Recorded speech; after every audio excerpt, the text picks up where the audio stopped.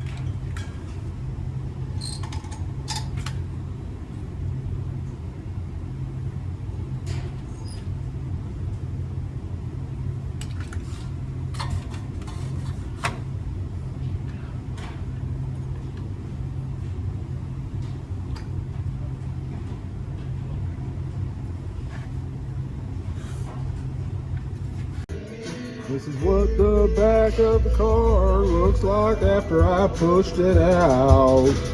I hope you guys enjoy it. I hope you guys find this video helpful. If you did, hit that subscribe button. It's the best way to support my channel.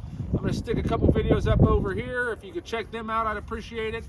Thanks for watching, guys. On to the next one.